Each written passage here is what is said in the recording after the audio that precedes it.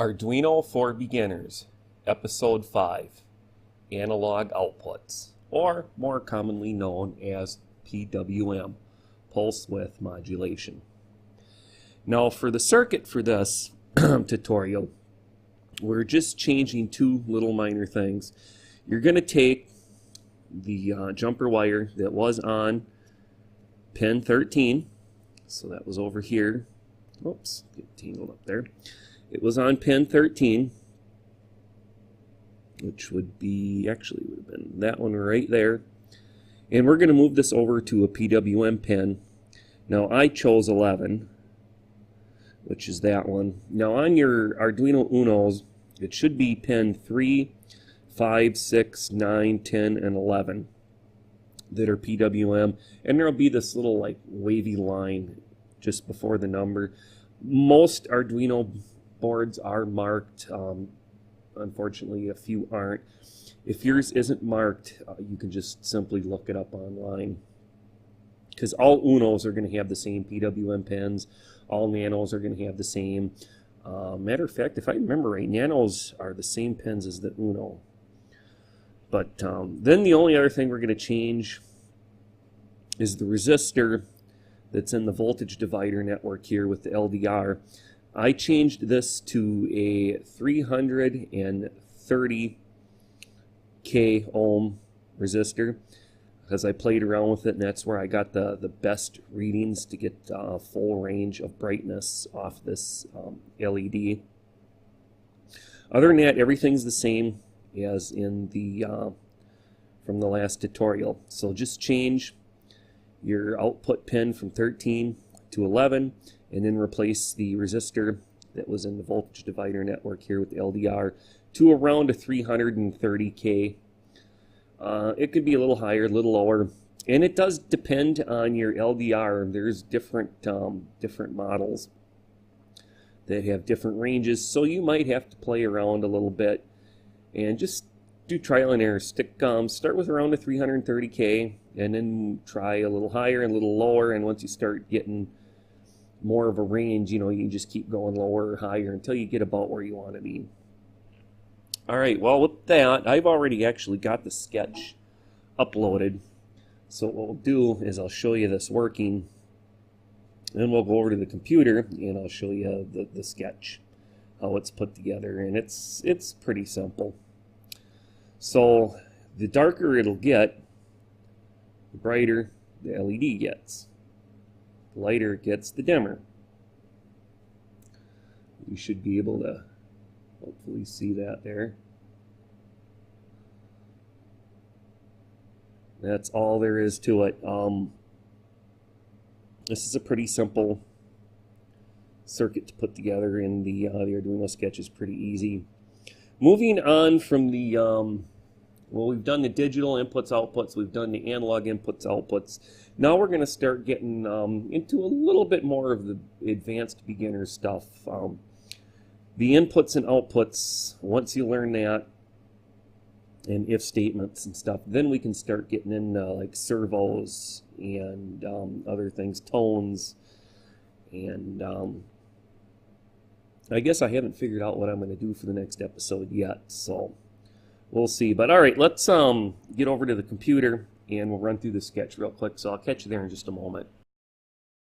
Okay, I have the Arduino IDE opened up here, and I have simply loaded up the same sketch we used in the last episode, the analog input sketch that can be found under, you go under File, look under Examples, down Analog and Analog Input. You just click on that one there, but I already have it opened up here.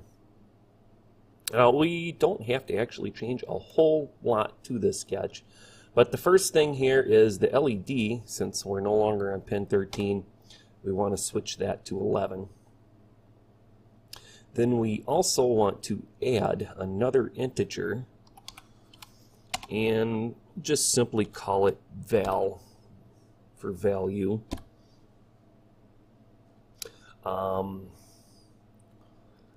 In the void setup, the pin mode output, that's fine there. So then what we need to do is everything from here to there. Select that and just hit delete. Change the, whoops, bad. The delay down here, we'll change this one first. Make this about 10. It can be a fairly short amount of time. The higher the number, oh, excuse me, the higher the number, the longer it'll be between readings. And the LED will kind of have a delay between changing brightness. So 10 is a nice, you're not really going to notice it in delay. It just kind of helps stabilize the program. So about 5 or 10 milliseconds will be fine. All right, then what we need to do here is we're going to leave the sensor value equals analog read sensor pin. Then what we need to do is, I'll just write right over this, we're going to go val, that's that integer we made, equals, and then we're going to use a new function called map. Now the reason we are using map is because the analog input that we're reading from the LDR is going to be a value of between 0 and 1023. Analog write, the PWM function, only handles a range of 0 to 255. So what we're going to do is map the sensor value that we're reading, and we're going to map it to a value between 0 and 255.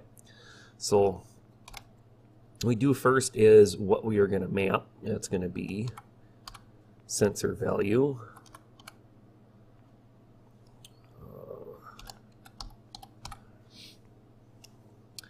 then a comma, then of course it's going to be 0 to 1023, and what we're going to map that to, now we're going to reverse this, because if we did 0 to 255, the more light there was, the brighter the LED would be. The less light LDR is getting, the brightness of the LED would decrease. So we want to reverse that. So what we'll do is, instead of the 0 to 255, we'll do the 255 to 0.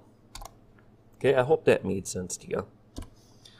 If you want it to work the other way, then you just simply right here, you'd put the 0 and then the 255. If you would like a little more information on the map function, just go under the help and click on the reference. And in the reference section, you'll find a heading for the map, and there's a little more info. So check that out if you have any questions. All right, well next, instead of digital write, now we're going to change it to analog write, and we're going to write that, of course, to the LED pin. But then what we're going to do, instead of writing it high, we're going to write it the value right here that we just mapped, VAL. And then, of course, we are doing a delay of 10, and we can just simply remove that space out of there. And, well, that's all there is to this. Like I said, this is a pretty easy sketch, an easy project to do. And we're going to be doing the next 1 or 2 episodes we do are going to be pretty simple like this. And then once we start getting into servos and other things, it will progressively get a little more difficult as we'll start learning more programming language. So, all right, well, with that, don't forget to subscribe if you want to be notified when new episodes are put up. And I am trying to do a minimum of at least 1 a day, Monday through Friday, and possibly even Saturday or Sunday I might get 1, and occasionally I might do 2. So make sure to subscribe so you get notified when those come out. And if you found this information useful, please give me a thumbs up. I'd appreciate it. So thanks for joining us here today, and I hope to see you at episode 6.